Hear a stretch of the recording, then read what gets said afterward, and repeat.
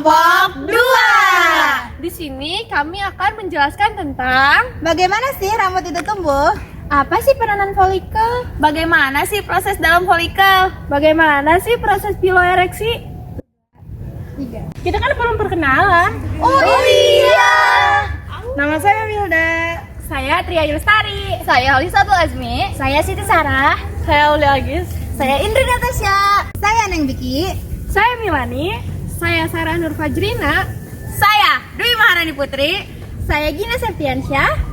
Mari Kiper. Mari kita perhatikan. Kok ada rambut di sini ya? Kok bisa tumbuh di sini? Kamu kenapa? Kok kayak kebingungan begitu? Ini tangan aku kok ada rambutnya ya? Kenapa bisa tumbuh di sini? Oh, setahu aku sih rambut tumbuh karena adanya hormon di dalamnya dan karena ada folikel rambut juga. Oh, hormon apa yang bisa membantu pertumbuhan rambut? Oh, itu namanya hormon dihidrotestosteron yang merupakan bagian dari hormon testosteron itu sendiri. Lalu folikel itu apa ya? Folikel. Yuk kita bahas lebih lanjut. Rambut tumbuh dari folikel yang berada di lapisan kulit.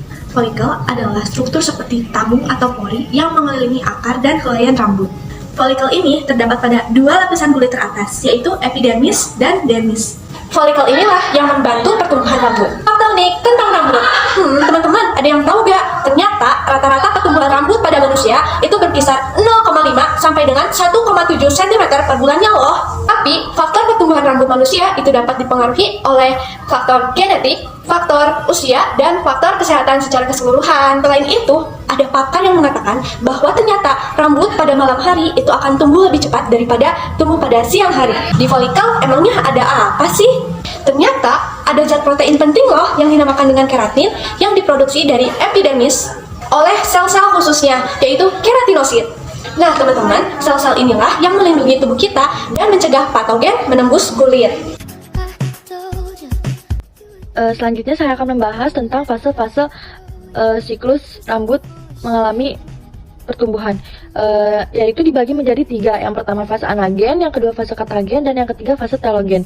Yang pertama fase anagen terjadi ketika folikel rambut menumbuhkan batang baru. Fase pertumbuhan dapat berlangsung selama 2 tahun hingga 7 tahun untuk membentuk rambut kulit kepala. Papila dermal memberi sinyal ke sel induk epitel multipotensi dalam tonjolan di awal anagen. Setelah terstimulasi, segmen inferior tumbuh ke bawah, membentuk umbi di sekitar papila dermal. Papila dermal kemudian memberi sinyal ke sel matriks dalam umbi untuk berproliferasi, berdiferensiasi, dan tumbuh ke atas menciptakan rambut baru.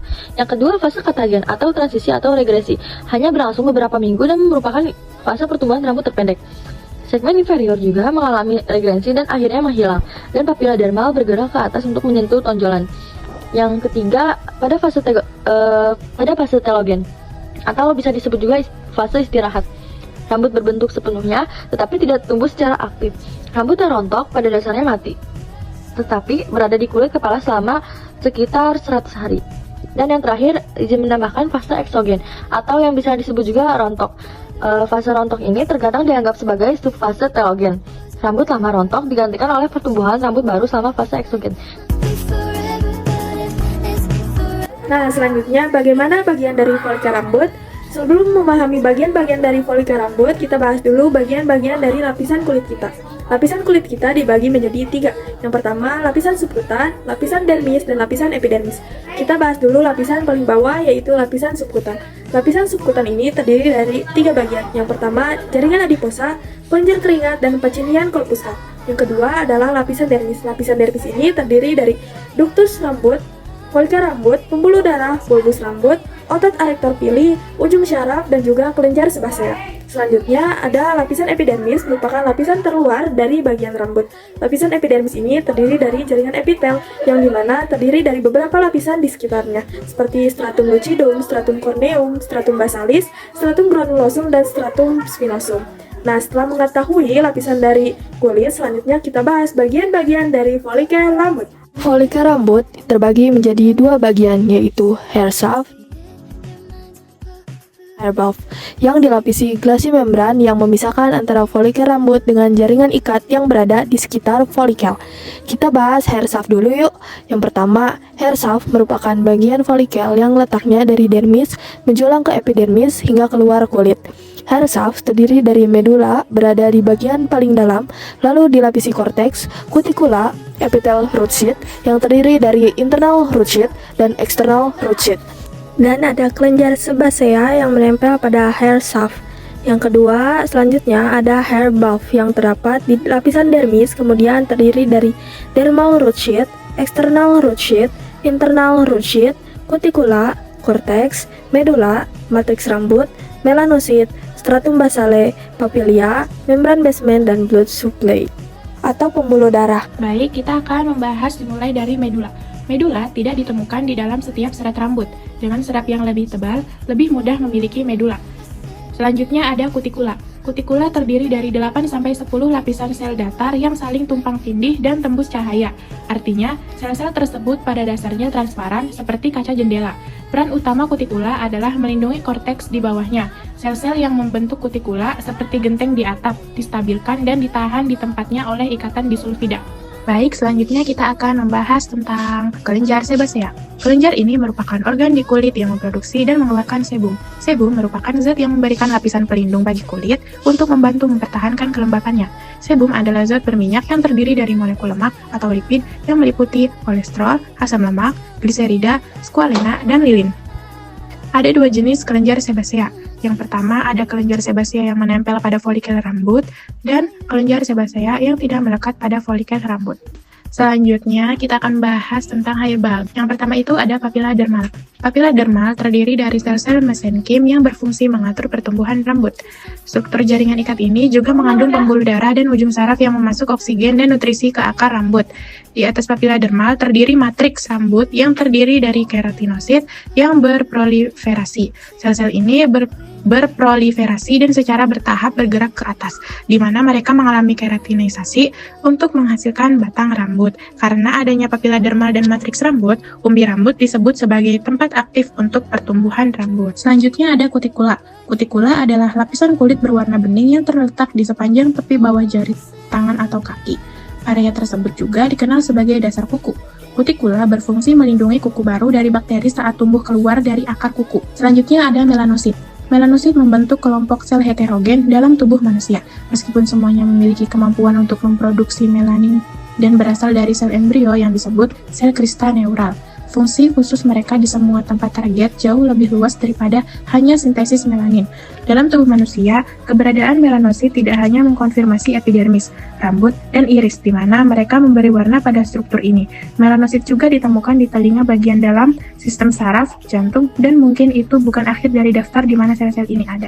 Next, selanjutnya kita lanjut ke stratum basale. Lapisan yang satu ini sering dikenal lapisan sel basal. Sel basal sendiri adalah lapisan terdalam dari epidermis.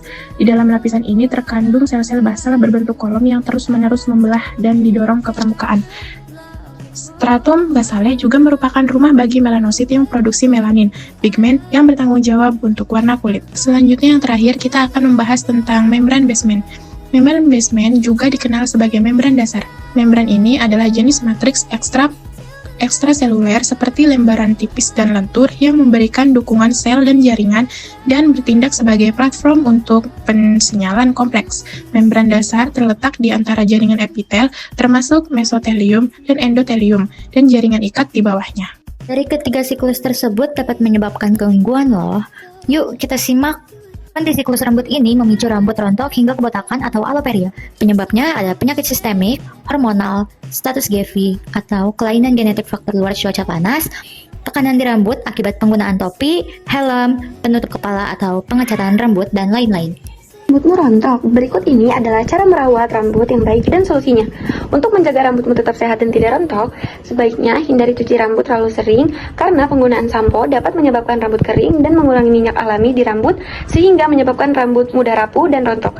Dianjurkan cukup 3 kali dalam seminggu untuk mencuci rambut.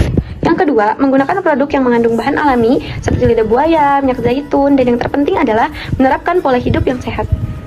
Cara ketiga untuk merawat rambut agar tidak rontok adalah agar kesehatan rambut tetap terjaga dan sehat, kamu perlu memperbanyak konsumsi makanan yang bernutrisi untuk rambut seperti omega 3, protein, dan zat besi. Piloereksi adalah respon fisiologis di mana otot-otot erektor pili atau otot-otot kecil yang melekat pada folikel rambut berkontraksi, yang nantinya akan menyebabkan rambut di permukaan kulit berdiri tegak. Fenomena ini sering disebut juga sebagai merinding atau goosebumps.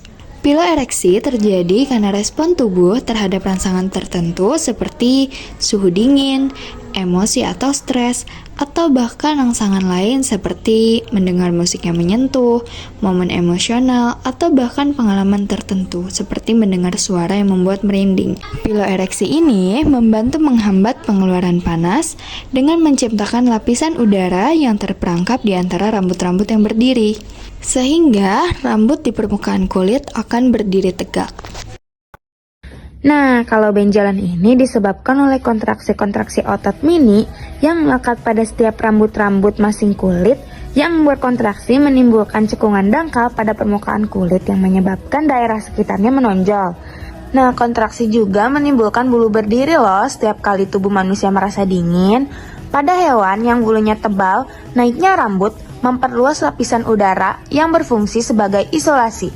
Semakin tebal lapisan rambut, maka semakin banyak panas yang tertahan. Pada manusia, reaksi ini tidak ada gunanya, karena kita tidak memiliki mantel rambut. Tetapi, merinding tetap ada pada kita. Namun, merinding juga dapat meningkatkan pertumbuhan rambut. Goosebumps are tiny elevations of the skin that resemble the skin of poultry after the feathers have been plucked. Therefore, we could as well call them turkeybumps, gooseflesh, chili bums, duck bumps. And the scientific term is piloerections. These bumps are caused by a contraction of miniature muscles that are attached or a part of the sympathetic nervous system, which controls pupil dilation, pulse, and other automatic processes, settle alongside organisms that make hair follicles. Sue, along with her colleagues, found that nerves also secrete a hormone called norepinephrine that is responsible for hair growth. Sympathetic nerves and goosebump raising muscles may also be important in that type of baldness. Restoring the nerves and muscles may lead to new hair growth.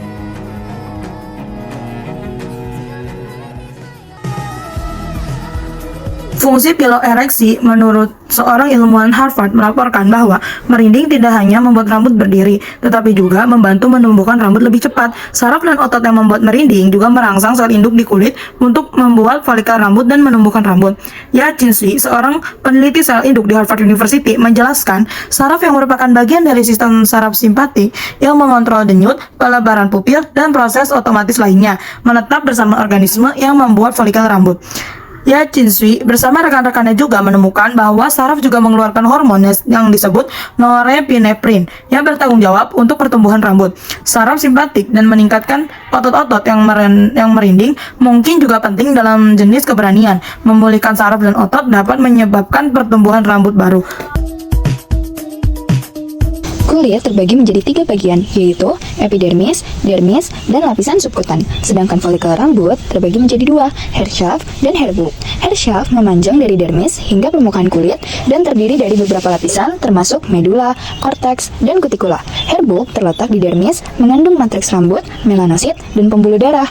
Folikel rambut berfungsi sebagai tempat pertumbuhan rambut, dan folikel rambut juga mengalami 3 proses siklus yang meliputi anagen, katagen, dan telogen. Perawatan rambut sendiri dapat dilakukan dengan 3 cara, yaitu keramas 3 kali sehari, menjaga pola hidup sehat, dan menggunakan bahan alami. Poliereksi adalah respon fisiologis di mana otot-otot kecil yang melekat pada folikel rambut di permukaan kulit berdiri tegak, yang dapat terjadi karena respon tubuh terhadap rangsangan tertentu untuk menghambat pengeluaran panas. Nah, udah selesai nih teman-teman. Gimana? Pada paham nggak sama yang kita sampaikan tadi? Mungkin cukup sekian yang dapat kita sampaikan. Kurangnya mohon maaf ya. Terima kasih sudah menonton. Dadah semua.